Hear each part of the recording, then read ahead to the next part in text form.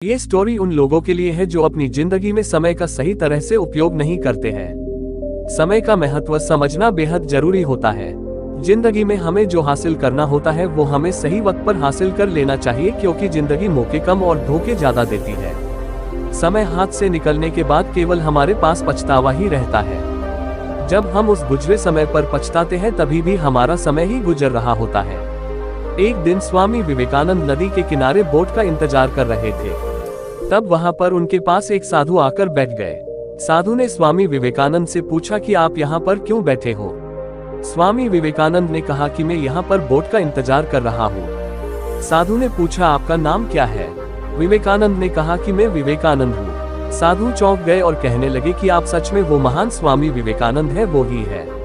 विवेकानंद ने कहा कि हाँ, मैं ही स्वामी विवेकानंद हूँ। साधु ने विवेकानंद के कहा कि तो फिर आप क्यों यहाँ पर बैठे हो, और इतना कहते ही साधु पानी पर चलने लगे।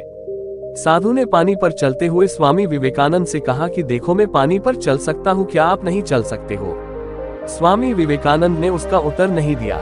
कुछ देर बाद बोट आ गई और स्वामी विवेकानंद ने उस साधु से कहा कि आप भी चलिए मेरे साथ उस पार बोट में। साधु बिना कुछ सोचे तुरंत विवेकानंद के साथ बोट में बैठ गए। स्वामी विवेकानंद ने उस पार पहुंचते ही बोट का भाड़ा दिया, सिर्फ ₹1। विवेकानंद ने बड़े ही विनम्र से साधु से पूछा कि आपने ये अद्भुत विद्या प्राप्त करने में कितना समय गुजार लिया। साधु ने कहा कि मैंने ये विद्या प्राप्त करने में 15 साल व्यतीत किए, तब जाके मुझे ये विद्या प्राप्त हुई है।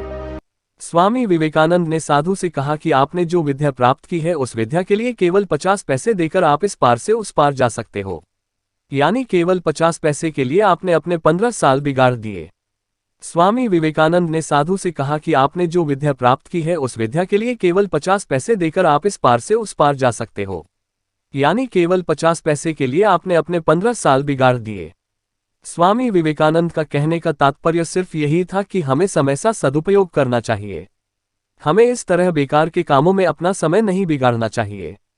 अगर आपको हमारी स्टोरी अच्छी लगी हो तो अपने फ्रेंड्स के साथ भी शेयर कीजिए और कमेंट में बताएं कि कैसी लगी आपको ये स्टोरी।